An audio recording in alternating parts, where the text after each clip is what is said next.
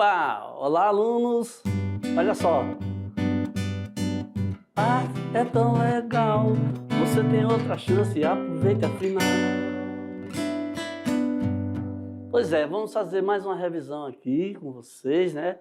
Vamos lá para a tela aí para a gente ver muito bem aí colocado, né, as aulas que vocês vão, mais uma vez, ter a chance de rever para a gente fazer tudo funcionar bem dessa vez, ok?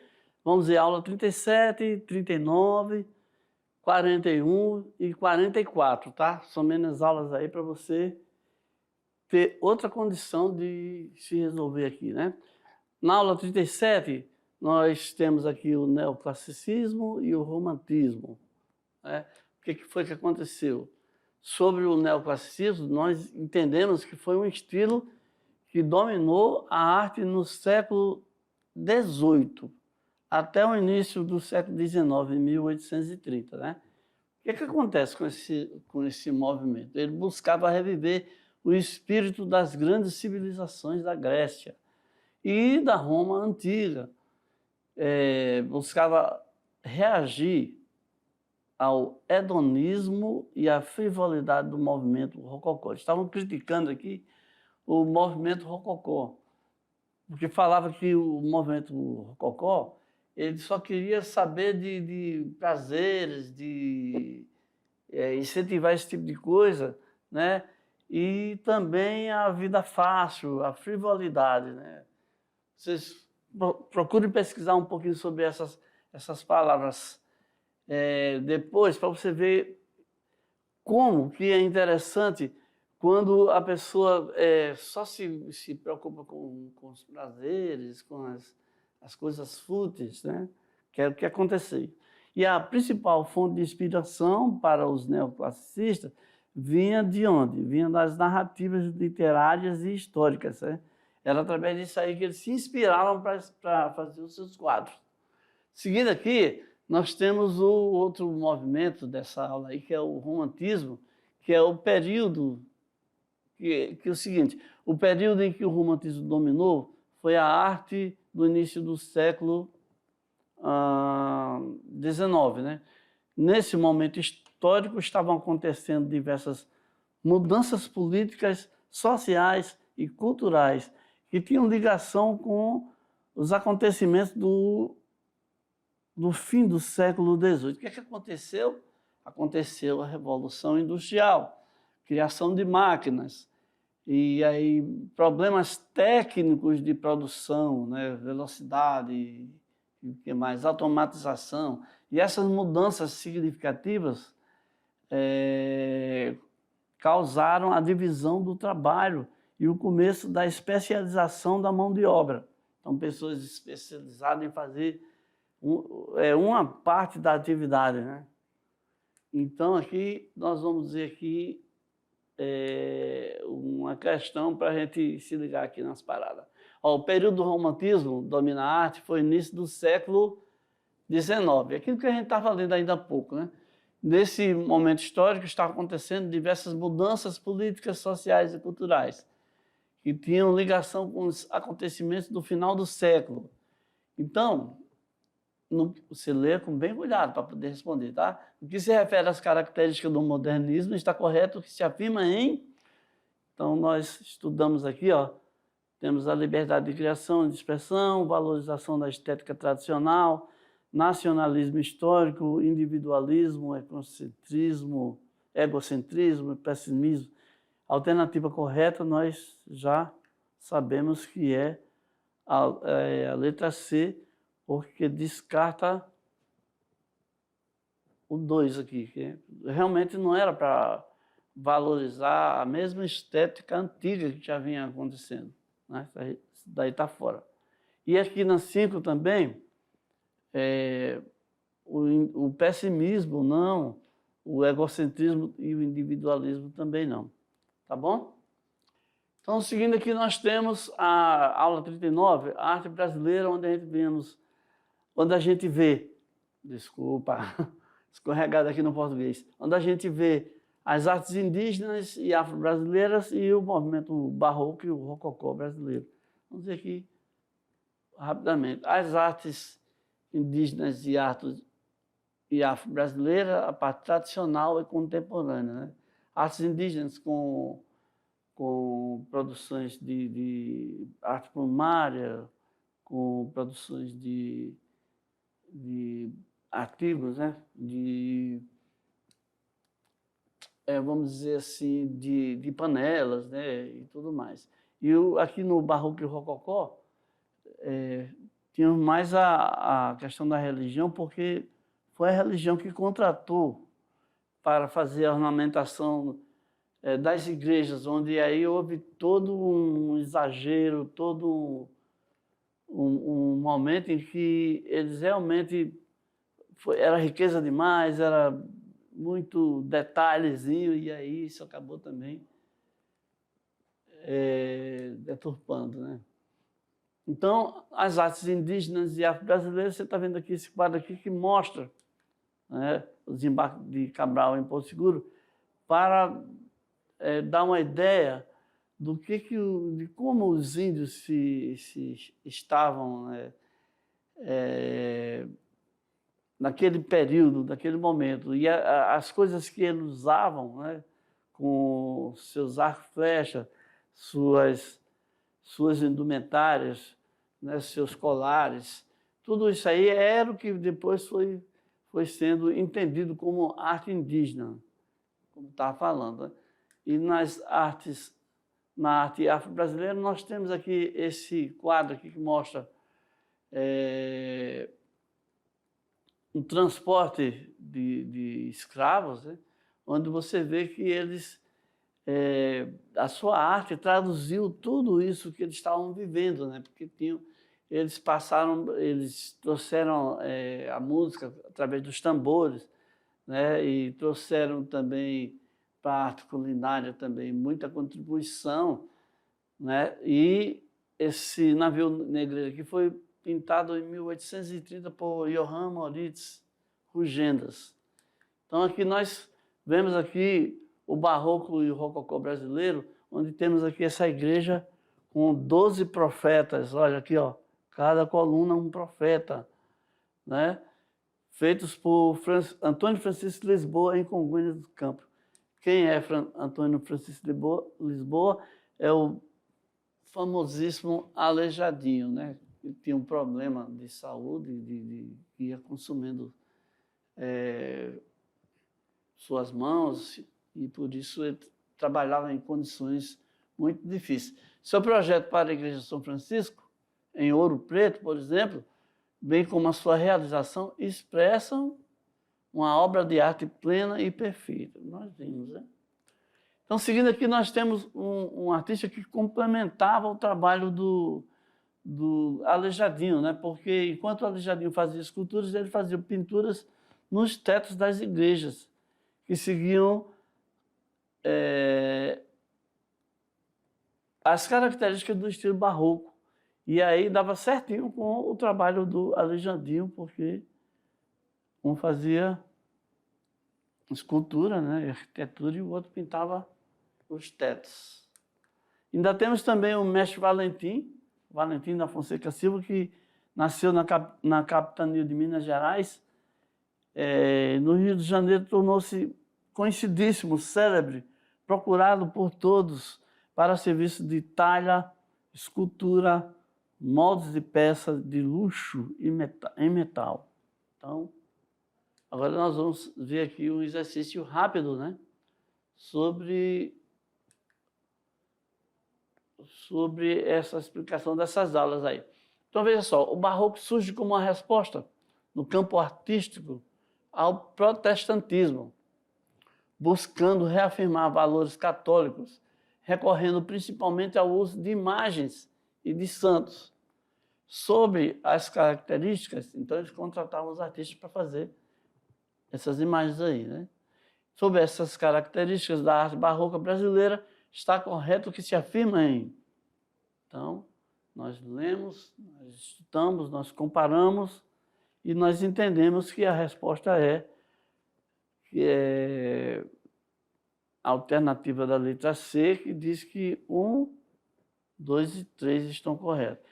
E o uso de temas da natureza, pastos, flores delicadas, plantas, rochas, cascatas e águas, está fora. E também o uso de temas relacionados à vida cotidiana, em relações humanas, também não era bem essa a praia, né? Eram temas religiosos, expressões dramáticas das personagens, né? Importância da iluminação e jogo de luzes e sombras. Então, alunos, agora nós chegamos na aula 41, vamos revisar aí as vanguardas artísticas europeias, parte 1, onde a gente viu lá o impressionismo, o pós-impressionismo e o expressionismo, né? Então, nós vamos começar aqui com o impressionismo, onde a gente vê esse quadro aí, Impressão Nascer do Sol, do Claude Monet.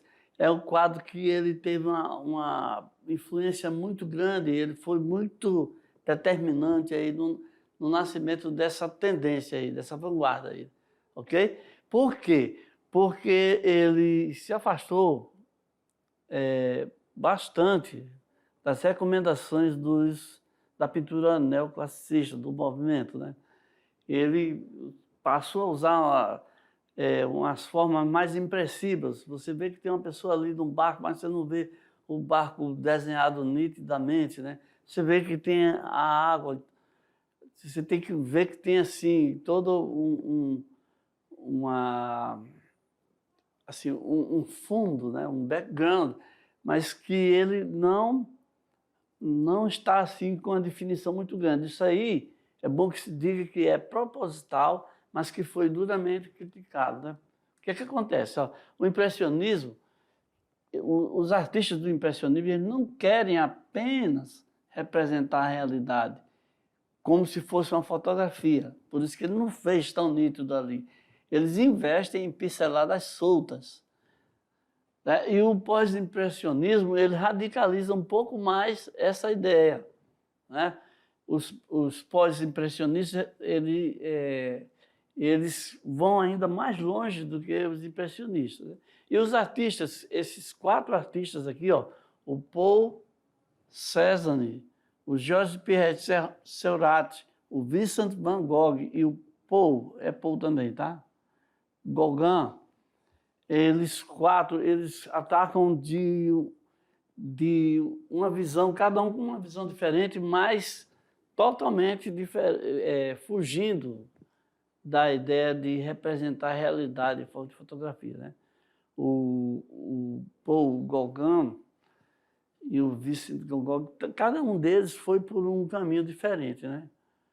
O Vincent foi assim com exagero tem uma noite, um quadro, Noite Estrelada, que as estrelas são imensas, né? E tem aqui o uso do pontilhismo. Enfim, no expressionismo, a ideia é outra, né? Diferente, é uma outra visão, uma outra ótica, pois o artista não controlava racionalmente sua expressão, né? Ele não era muito pela lógica, né? Então, se o mundo era obscuro e sombrio, assim seria o trabalho, a obra. E ele representa formas de arte que resultam do impacto causado pela expressão da vida anterior, das imagens que vêm do fundo de si. Então, era uma coisa assim mais de dentro para fora. Vamos ver, então, uma questão só para a gente fixar melhor o que a gente estudou aí. O impressionismo foi um movimento artístico que revolucionou profundamente a pintura e deu início às grandes tendências da arte do século XX, né? Porque todo mundo aí passou a se afastar da padronização.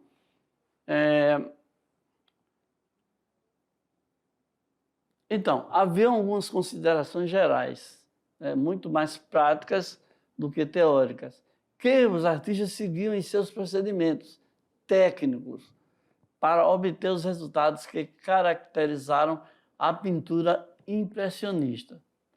Então, as características da pintura impressionista aqui abaixo estão corretas, com exceção de uma. Vamos ver aí. Você que já vinha estudando, né? Você vê que a pintura impressionista não abordava temas religiosos, mas registrava a tonalidade das cores que a luz do sol produzia em momentos diferentes, figura com contornos quase nítidos, né? Sombras luminosas e coloridas, mistura das tintas diretamente na tela, com pequenas pinceladas. Vamos então para a nossa aula 44, né? O movimento modernista brasileiro, parte 1. Tem Lázaro Segall como expoente e Anita Malfatti. Então, o que é que acontece? Lázaro Segall expôs em 1913 e Anita Malfatti em 1917.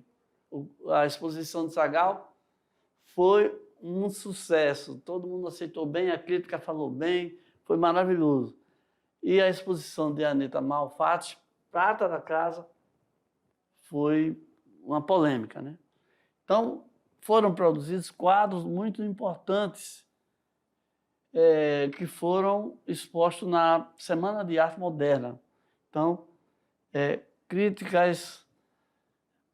várias críticas e também defesas dessas ideias. A burguesia brasileira encontrava-se em volta nas tradições culturais francesas, né? A famosa Belle Époque, né?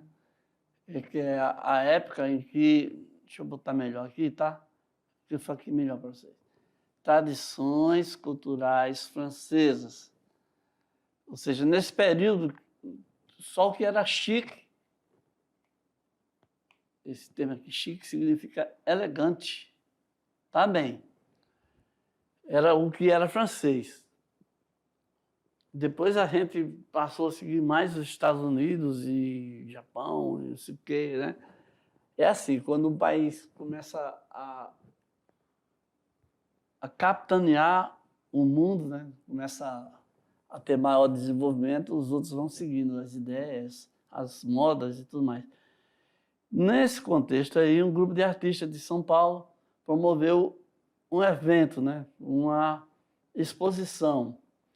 E essa exposição foi considerada o primeiro momento, o começo da fase do modernismo, na Semana de Arte Moderna. Né? E aí vocês estão vendo um cartaz aí do centenário, né? E aí no Brasil, o Segall se interessa pela beleza tropical, arquitetura das favelas, tipos humanos, né? Repertório de temas de Segall são expressões de um sentimento de compaixão pelo ser humano marginalizado. As tonalidades sobram aqui do período alemão, que ele passou a dar mais uma cor, né? O homem com a figura do violino, né?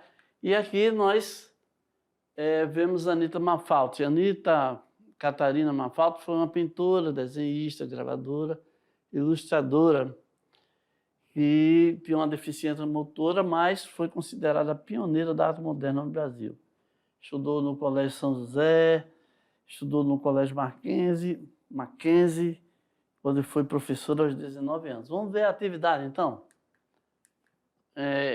A Semana de Arte Moderna é considerada como um divisor de águas para a cultura brasileira, por quê? E aí a gente estuda direitinho as alternativas e chega à conclusão que foi porque foi considerada como a primeira manifestação coletiva pública na história cultural do país em favor de um espírito novo e moderno que contrariasse a arte tradicional de teor conservador que predominava no Brasil do século XIX. Tá? Então, chegamos aqui ao final da nossa aula e aí espero que você acerte tudo, ok? Faça bem. Tchau.